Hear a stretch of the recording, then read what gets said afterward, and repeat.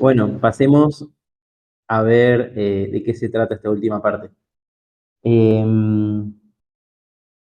Bueno, recordemos un poco antes de empezar en la parte 4, porque en la parte 4 lo que vamos a hacer es, eh, usando lo de la parte 3, verificar que los cálculos son los correctos. Pero ¿cuáles eran esos cálculos?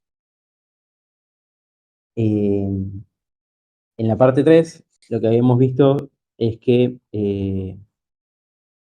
lo que se hacía para verificar, para hacer la prueba, es traducir eh, el enunciado inicial que si vamos a recordar que era básicamente demostrar que si tenemos la secuencia de Fibonacci al cuadrado, es decir, cada término es la suma de los dos anteriores al cuadrado. Nosotros queríamos hacer una prueba de que el término 1022 eh, estando en un cuerpo finito con un primo que ya se conoce, eh, existía un X tal que ese término era, era básicamente el término módulo de ese primo. Eh, a ver, para eso, para demostrarlo sin calcular cada uno de los términos y después verificar que es verdad, una forma era usar el protocolo Fry, que era todo lo que nos llevó la parte 3 para generar lo que se llama una proof. Pasábamos de este enunciado inicial a tres constraints sobre el polinomio que habíamos interpolado. Para eso usábamos las raíces de cada una de las constraints para obtener después tres funciones racionales, teniendo en cuenta los valores iniciales de nuestra secuencia de Fibonacci al cuadrado, los despejábamos. Por ejemplo, teníamos que f de 1 nos daba 1, lo despejábamos, entonces acá ya teníamos eh, un polinomio con el que después armar nuestras funciones racionales. Y una vez que teníamos la función p sub 0, p sub 1 y p sub 3 y p sub 2, podíamos armar lo que se llamaba el composition polynomial, que básicamente son estas funciones racionales multiplicadas por coeficientes aleatorios. Algo a tener en cuenta acá es que habíamos hecho todas estas transformaciones desde el enunciado inicial y habíamos llegado a que si nosotros lográbamos demostrar que cada una de estas, p sub 0, p sub 1, p sub 2, eran polinomios, es decir, que la división nos devolvía otro polinomio, entonces demostrábamos lo que queríamos. Esto lo podíamos reducir si juntábamos si armábamos la combinación lineal de estos polinomios, podíamos reducir todo a probar que este CP, este composition polinomial, es un polinomio. Entonces, si nosotros demostramos que este CP es un polinomio, por todas las equivalencias anteriores, también demostramos lo que queríamos originalmente. Que bueno, que es lo que dice acá. Si CP es un polinomio, entonces todas las restricciones se satisfacen y como habíamos obtenido las restricciones a partir de nuestro problema inicial, entonces también probamos nuestro problema inicial. Eh, Así que bueno, después habíamos continuado por cómo se arma este composition polinomial y cómo se prueba que es un polinomio. Bueno, Eso al final no era lo que lo que se buscaba probar, era algo, un enunciado un poquito más débil, que es, se demostraba que este CP está cercano a otro polinomio de bajo grado. Eh, entonces, bueno, se definía la distancia entre proximidad a un polinomio, que básicamente la distancia era, si tenemos dos polinomios, los evaluamos en el mismo punto, perdón, los evaluamos y vemos cuántos puntos del dominio dan diferentes. Eh, y eso, la cantidad de puntos que dan diferentes, por ejemplo, acá en la imagen, podemos ver que hay 5 puntos que están fuera de la gráfica, entonces significa que la distancia es 5. Lo que vamos a buscar es comparar nuestro CP contra otro polinomio de tal forma que ese polinomio sea de grado más pequeño posible y que la distancia sea lo menor posible también. Y para eso usábamos el protocolo Fry.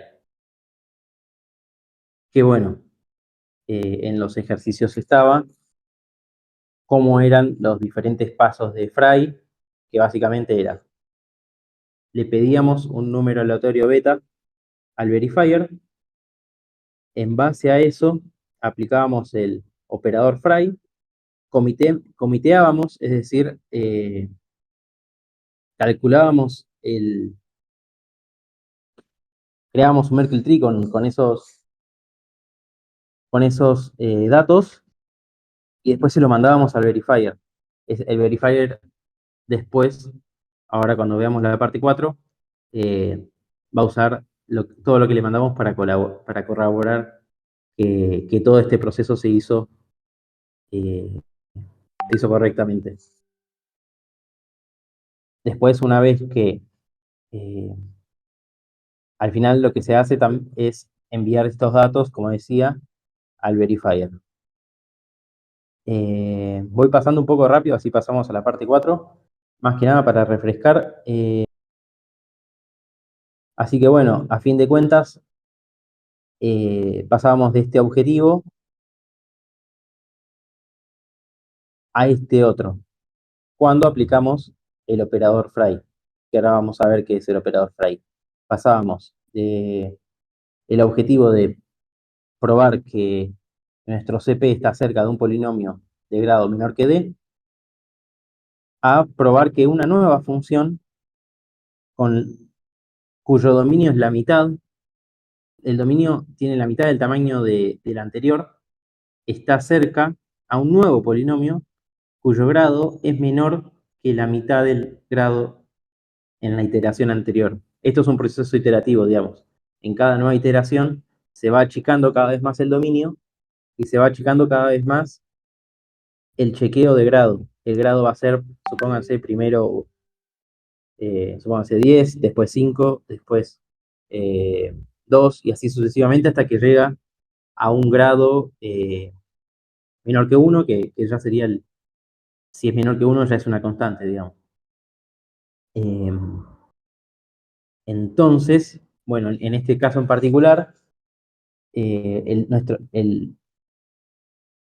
digamos, la cantidad de elementos de nuestro dominio era 8192, por lo que habíamos visto en la parte 2 y 1.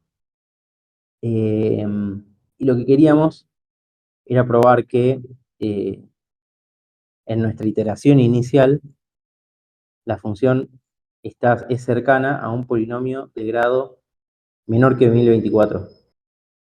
Luego en cada nueva iteración se va dividiendo la mitad, entonces quedaba un grado menor a 512, a 4096, y así en cada iteración hasta llegar a 1.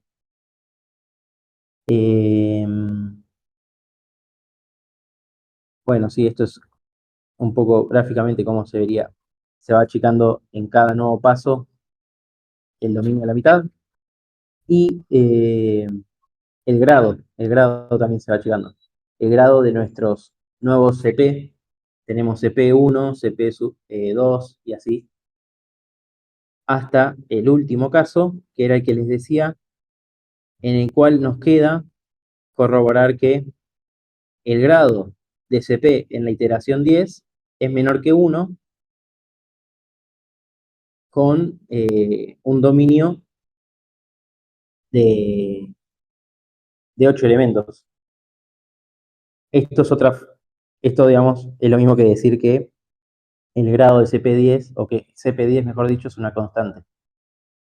Y ahí esa era la condición de corte del protocolo. Una vez que se llega a probar que es menor, el grado es menor que 1, listo, ahí esa condición termina y se envían los resultados al verifier. Bueno, después habíamos visto un poco cómo se hacía para obtener cada nueva iteración de los CP. Para eso se dividían las potencias pares y las impares para obtener estas dos funciones.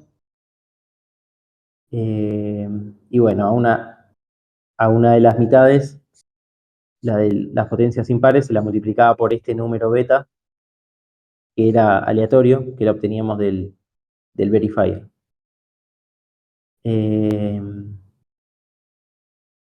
Y bueno, después, digamos, acá podemos ver cómo nos quedaría organizado el nuevo polinomio. Y bueno, y acá otra vez, básicamente es este el proceso.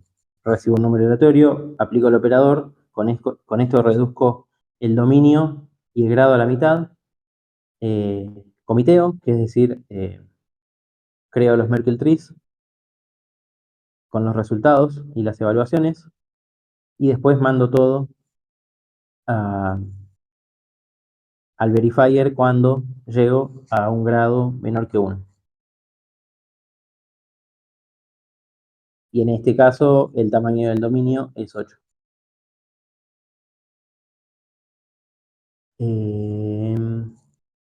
Bueno, y ahí terminaba la parte 3. En esta parte 4, la idea es, tenemos esto que nos mandaron, nos mandó el prover todas estas cosas y nos mandó las evaluaciones, cada una de las layers del fry, digamos, cada una de las iteraciones nos va mandando datos y después el último que se envía cuando termina el proceso iterativo. Y ahora con todos estos datos lo que queremos es irlo chequeando. Por un lado, ¿qué tengo? Tengo la trace, que era la secuencia original, con todos los términos de la sucesión de Fibonacci al cuadrado. Tengo el polinomio CP, o sí, el polinomio de composición CP. Y por otro lado tengo los commitments. Tengo la raíz del Merkle tree que armé con el trace y la raíz del Merkle tree que armé con las evaluaciones de este polinomio en el dominio. Y como esto es iterativo, cuando aplico fry, lo que voy obteniendo es, tengo por un lado, esto no cambia, la raíz del trace, tengo la raíz de SP, y después cada uno de los CPs que voy obteniendo en cada una de las iteraciones. Eso es en cuanto a commitment. Ahora hay que hacer lo que se llama decommitment. El chequeo de que todo se hizo correctamente. Ahora, ¿cómo se hace el proceso? El verifier envía Q elementos aleatorios, Q elementos del cuerpo, es decir, números que van entre 0 y el primo del cuerpo menos 1, y el prover para cada uno de estos Q responde con data que valida. Volvamos acá, tenemos por un lado los commitments, el trace y el CP.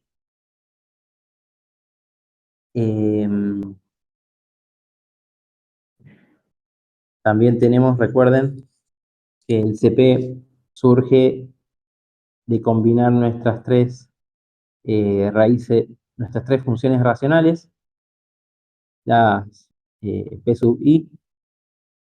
Y bueno, lo que podemos hacer ahora es, lo que se tiene que cumplir, mejor dicho, es que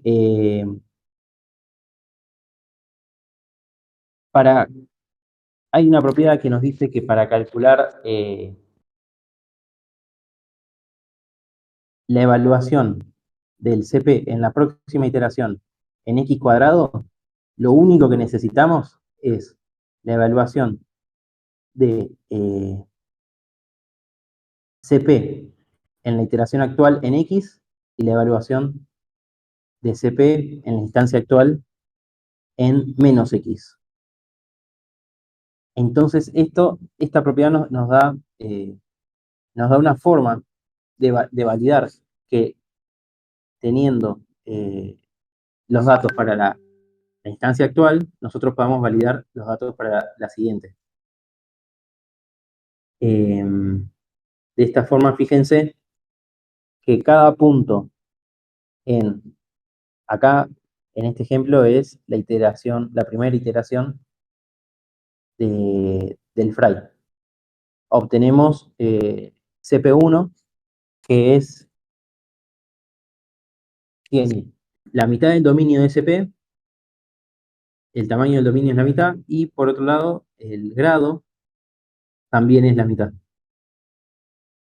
Entonces, también tenemos esta propiedad que nos permite poder verificar si tenemos los datos de CP, evaluamos en X y en menos X, y con eso podemos verificar CP1 en X cuadrado. Y así para cada uno, esto mismo también lo podríamos hacer con el CP original utilizando el trace, ya que también tenemos el Merkle Tree del trace, que esto es algo que estaba al final de la parte 1, que se comiteaba el trace, que no era otra cosa que el polinomio interpolado evaluado en cada punto de la extensión de dominio.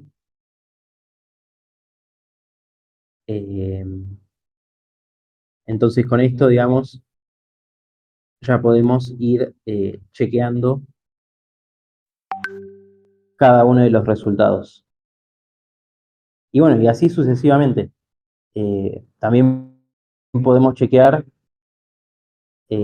la siguiente iteración, CP2, pero tengan en cuenta que ya acá tenemos x al cuadrado y menos x al cuadrado. Podemos chequear entonces en x a la cuarta. Y así sucesivamente hasta llegar a la última iteración.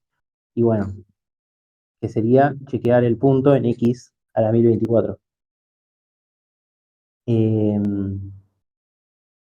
Y sí, y básicamente esta sería la forma en la que se valida de los polinomios que se van calculando en el protocolo Fry. Bueno, después, algo también que está bueno a tener en cuenta es el largo de la prueba, ¿no es cierto? Nosotros tenemos como commitment el traceroute, o sea, tenemos el Merkle tree del trace, el Merkle tree de CP, de CP1, de CP2, etcétera, y de cada uno podemos obtener una raíz. Y por otro lado, para cada uno tenemos que hacer el commitment. Como en cada iteración se va reduciendo la mitad el dominio, el tamaño de los elementos de cada uno de estos árboles, lo que tenemos es que el largo es de complejidad logaritmo de n, porque en cada nuevo paso se va reduciendo la mitad. Pero al mismo tiempo, fíjense que pasa lo mismo con el decommitment. Eh, entonces, por cada uno de los commitments tengo un decommitment asociado, pero el decommitment también se va achicando en cada paso. Entonces también tiene complejidad logaritmo de n. Entonces en total nos queda logaritmo cuadrado de n.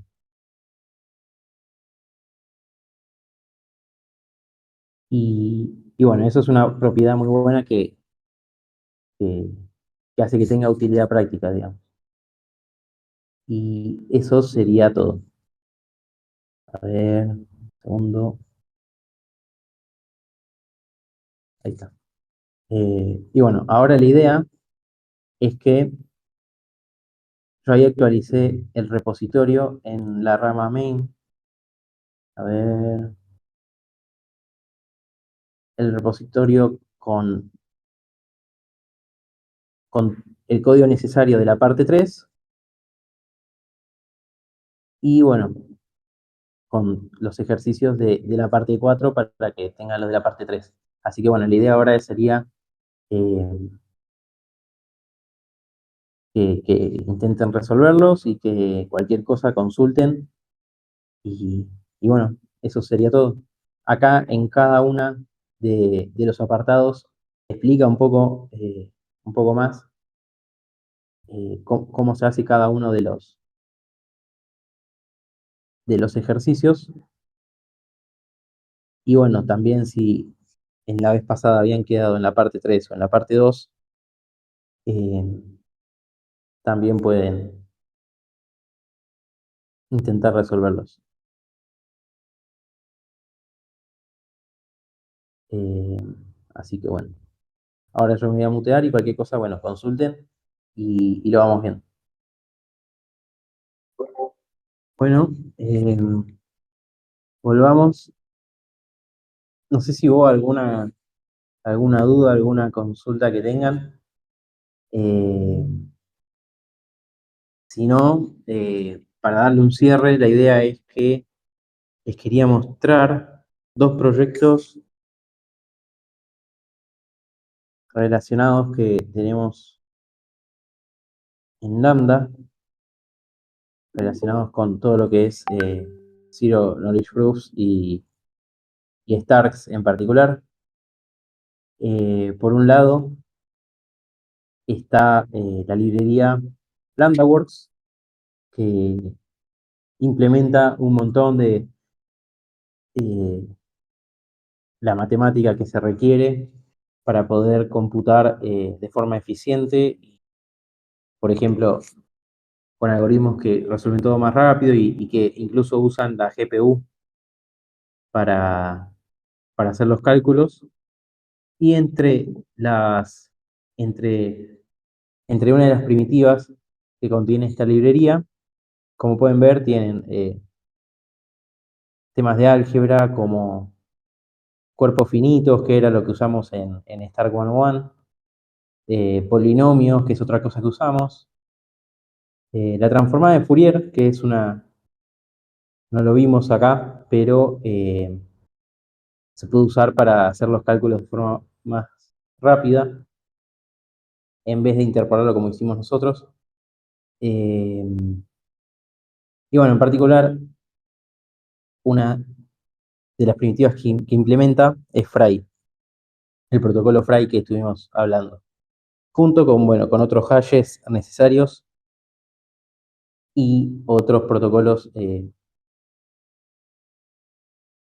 similares a Fry.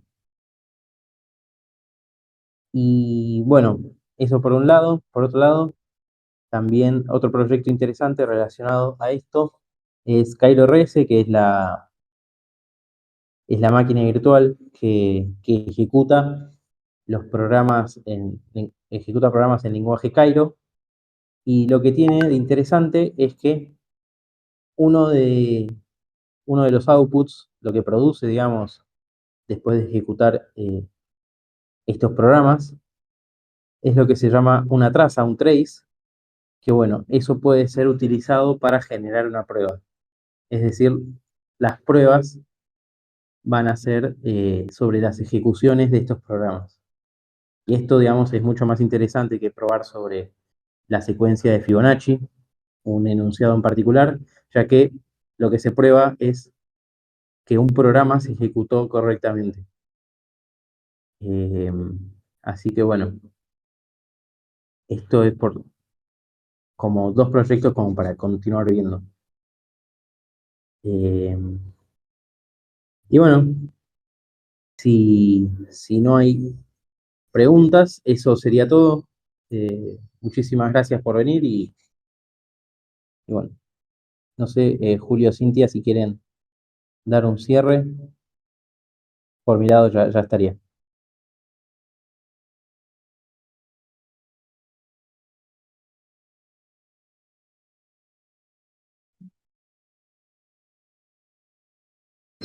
Ahora sí. Ahí se me escucha, ¿no? Bueno, muchas gracias, Bono. Y bueno, queríamos agradecer la participación de, bueno, Ben, no sé bien cuál es tu nombre, y de los que se fueron sumando a lo largo de estos 4 encuentros. Quedan, como decíamos, grabados en el canal de YouTube disponibles. Hay material que estamos subiendo al blog de No Temora Tutorial. Eh, Vamos a seguir haciendo workshops. Así que bueno, los invitamos a seguir conectados con Lambda Class para estar al tanto. Y bueno, muchas gracias por sumarse. Después no sé si hay algún comentario respecto a algo que les haya parecido interesante, o alguna duda, algo que se les ocurra por que les gustaría hacer otro workshop. Los comentarios e ideas son bienvenidas para poder hacer crecer a la comunidad, que es la idea de Lambda con este tipo de actividades. Así que pueden ser ahora o las pueden mandar por mail a hello@lambdaclass.com y lo vamos conversando. Y bueno, gracias, bueno, por el tiempo de estos 4 workshops. Si tuvimos que retrasar un poco este último es porque, bueno, también está trabajando en otros proyectos que había que meterle intensamente y por eso tuvimos que retrasar. Así que mil gracias por tu tiempo y disponibilidad, que sabemos que es un esfuerzo enorme. Y bueno, muchas gracias. Adiós. Muchas gracias.